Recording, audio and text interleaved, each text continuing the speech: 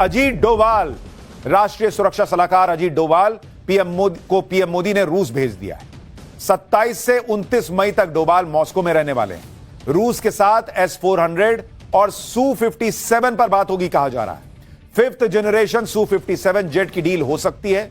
रूस से और S-400 जल्द से जल्द मिल जाए, इसकी भी बात होगी। यानी पीएम मोदी मिशन पीओके को लेकर पूरी तरह से एक्टिव दिख रहे हैं।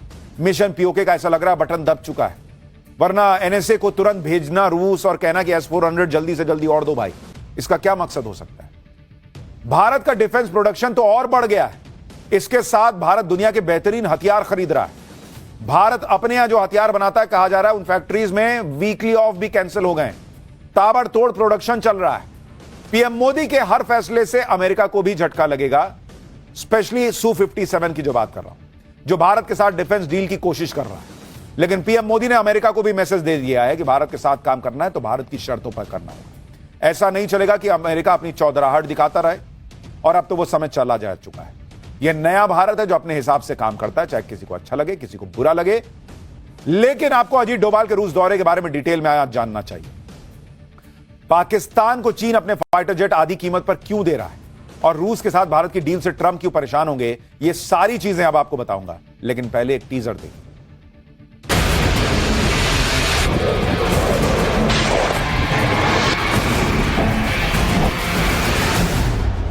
पाकिस्तान को घुटने टेकने के लिए मजबूर कर दिया। शोध प्रतिशोध का खेल नहीं, ये न्याय का नया स्वरूप है।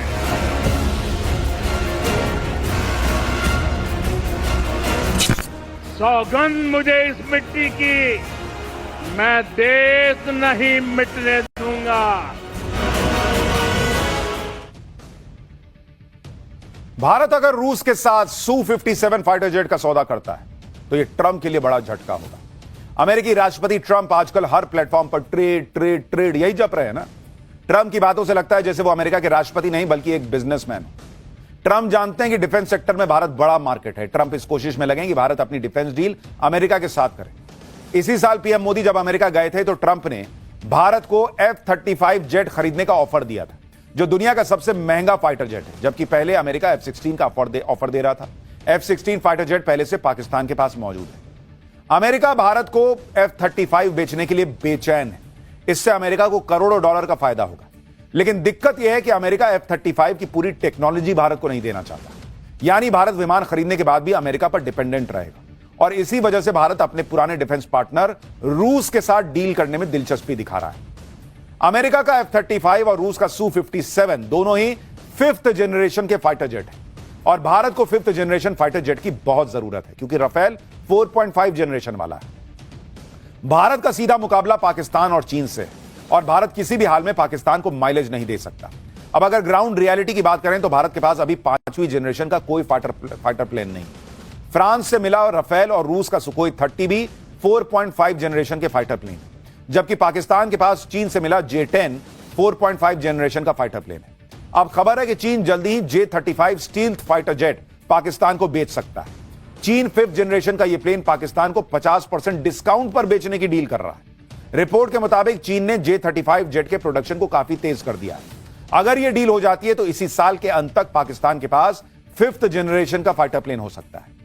यानी पाकिस्तानी एयरफोर्स के पास एक ऐसा लड़ाकू विमान आ सकता है जो स्टील्थ, मल्टीरोल और इलेक्ट्रॉनिक वॉरफेयर में भारत की राफेल स्क्वाड्रन को सीधे सीधे चुनौती दे सकता है।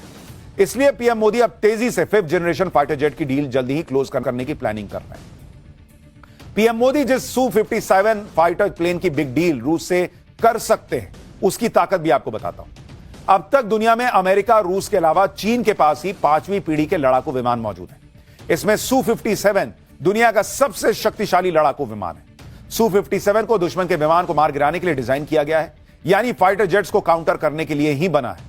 इसमें मल्टी लेयर डिफेंस सिस्टम को इंटीग्रेट किया गया है जो कि किसी भी रडार को चकमा देने में सक्षम है। इसमें ब्रह्मोस नेक्स्ट जनरेशन मिसाइल को इंटीग्रेट किया जा सकता है।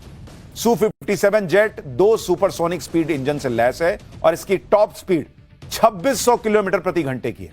Su-57 की फायरिंग रेंज 3500 किलोमीटर की है।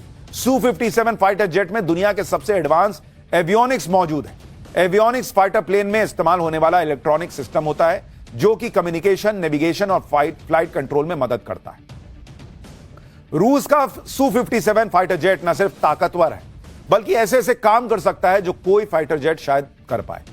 Su-57 फाइटर जेट अपनी मनूवरेबिलिटी के लिए जाना जाता है, जो मनूवर करते हैं ना प्लेन को। Su-57 बहुत कम स्पेस में भी टेक ऑफ कर सकता है, यानी वर्टिकल टेक ऑफ करने में सक्षम है, कि मतलब ऐसे सीधा उड़ गया। वर्टिकल टेक ऑफ यानी रनवे पर थोड़ा दौड़ने के बाद सीधे ऊपर आसमान में उड़ जाना। Su-57 फाइटर जेट की मनूवरेबिलिटी देखकर दुनिया हैरान रह जाती। जंग में अगर Su-57 और F-35 के बीच डॉग फाइट हो जाए, डॉग फाइट मतलब जो नहीं देखते प्लेन आगे पीछे करके लड़ रहे हैं, उसको टेक्निकल टर्म में डॉग फाइट कहते हैं, तो उसमें Su-57 चीन के F-35 पर भारी पड़ जाएगा, अमेरिका के, क्योंकि इसे पकड़ पाना किसी के बस में नहीं है। Su-57 का कोबरा मनूवर सबसे खास है, जिसमें यह कोबरा सांप के फन की तरह हवा में एकदम सीधा हो जाता है और पलक झपकते ही अपनी पोजीशन चेंज कर लेता है।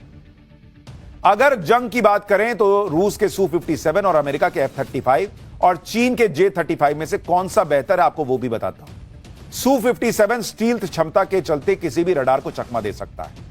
F-35 स्टील क्षमता सबसे ज्यादा है लेकिन ताकत के मामले में कमजोर है। J-35 स्टील्थ क्षमता उसकी क्षमता अभी तक परखी ही नहीं गई है। Su-57 दो इंजन के चलते ज्यादा फुर्तीला है। F-35 एक इंजन के चलते ज्यादा फुर्तीला नहीं है और J-35 में भी दो इंजन लगे। Su-57 मैक्सिमम स्पीड 2600 किलोमीटर प्रति घंटा, F-35 की मैक्सिमम स्पीड 1900 किलोमीटर प्रति घंटा और J-35 की 2200 किलोमीटर प्रति घंटा की। Su-57 एक बार में 5500 किलोमीटर की उड़ान भर सकता है। F-35 मात्र 2200 किलोमीटर तक उड़ान भर सकता है और J-35 भी 2200 किलोमीटर तक उड़ सकता है। Su-57 कॉम्बैट लोड यानी एक बार में 10,000 किलो वेपन ले जा सकता है। F-35 8,000 किलोग्राम का वेपन लेकर जा सकता है और J-35 8,000 kilo. Su-57 hypersonic missile ले जा सकता है, अंदर और बाहर मिसाइल रख सकता है। F-35 सिर्फ अंदर की तरफ मिसाइल रख सकता है। J-35 PL-15 मिसाइल से लैस है लेकिन क्षमता साबित नहीं हुई है।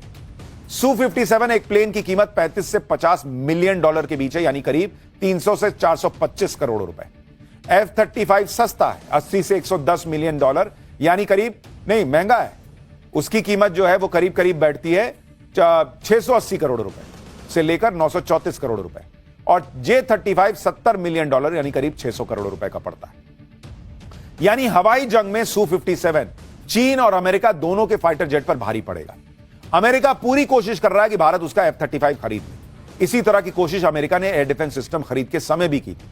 भारत ने रूस का S-400 खरीदा, जिस पर अमेरिका ने बहुत ऐतराज जताया था। अमेरिका ने तो भारत पर सैंक्शन तक लगाने की धमकी दी थी, लेकिन भारत झुकता है बॉस, भारत ना झुकने वाला। और जहां तक F-35 फाइटर जेट की बात है तो यह भारत के लिए फायदे का सौदा नहीं है उतना, क्योंकि भारत के पास F-35 नहीं खरीदने की कई वजह हैं। आपको बताता हूं कि F-35 में कितनी कमियां हैं। पेंटागन और यूएस गवर्नमेंट अकाउंटेबिलिटी ऑफिस के मुताबिक F-35 बहुत ज्यादा डेटा प्रोसेस करता है, जिससे पायलट परेशान हो जाते हैं। F-35 में 65 ऑपरेशनल खामियां हैं। अमेरिका के आधे F-35 इमरजेंसी उड़ान के लायक नहीं है। F-35 डेवलपमेंट साइकिल में कंप्लीट नहीं है। इसके एवियोनिक्स में भी कई समस्याएं बताई जाती हैं। अमेरिका का F-35 करीब 12 बार क्रैश हो चुका है। मेंटेनेंस में देरी और साइबर डिफेंस की भी समस्या बताई जाती है। यानी अमेरिका भले कहे कि F-35 फाइटर जेट दुनिया का सबसे पावरफुल फाइटर जेट है, लेकिन इसकी लागत और बार बार क्रैश होने की वजह से यह सवालों के घेरे में है।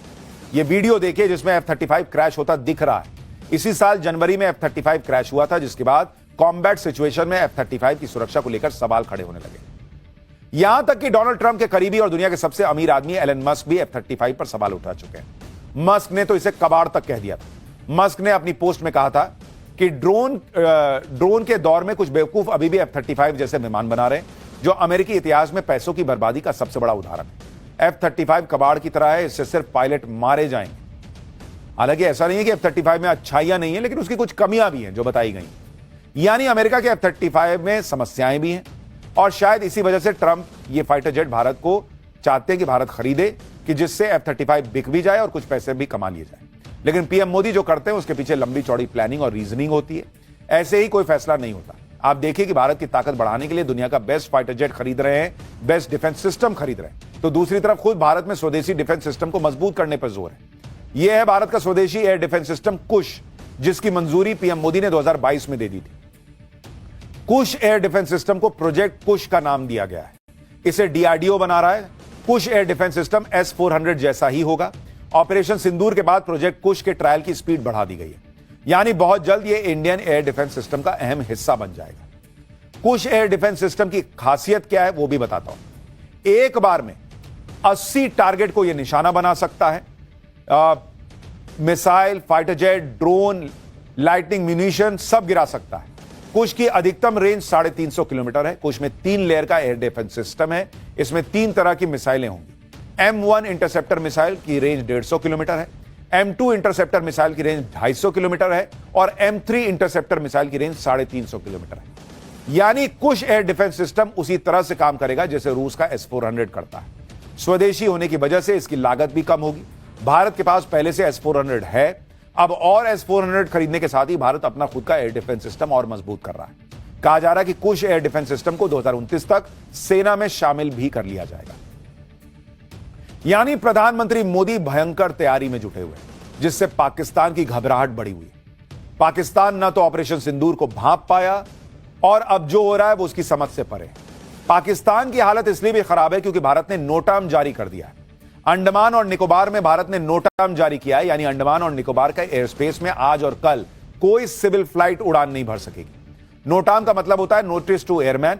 हवाई उड़ानों पर प्रतिबंध रहता है। ग्राउंड टू अनलिमिटेड हाइट, यानी आसमान में असीमित ऊंचाई तक इसे लागू किया जाता है। यानी अंडमान निकोबार के एयर स्पेस में बहुत ऊंचाई पर भी किसी विमान को उड़ान भरने की अनुमति नहीं है। नोटाम जारी होने के बाद चर्चा है कि भारत कोई बड़ा वेपन टेस्ट कर सकता है। यानी पाकिस्तान को यह लग तो रहा है कि ये मारेंगे फिर, और भारत भी दिखा के तैयारी कर रहा है। अंडमान और निकोबार आइलैंड में भारत कई बार मिसाइल परीक्षण कर चुका है। इस बार भी भारत कोई लॉन्ग रेंज मिसाइल का टेस्ट कर सकता है। आप देखिए कि पिछले कुछ सालों में भारत ने अंडमान में किस तरह से मिसाइल टेस्ट किए हैं। जैसे जनवरी 2025 ब्रह्मोस सुपरसोनिक का परीक्षण हुआ था यहां पर। अप्रैल 2024 में air launched ballistic missile test हुई थी। मार्च 2022 में ब्रह्मोस मिसाइल के एक्सटेंडेड रेंज का परीक्षण यहीं पर हुआ था।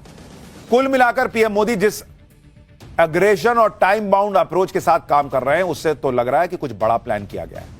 लगातार पीओके का जिक्र पीएम मोदी कर रहे हैं, उनके मंत्री कर रहे हैं। अब पीएम मोदी का मिशन क्या है और अब क्या शुरू होगा, यह तो कोई नहीं जानता। इतना जरूर है कि भारत की तैयारियां देखकर पाकिस्तान के होश उड़े हुए हैं।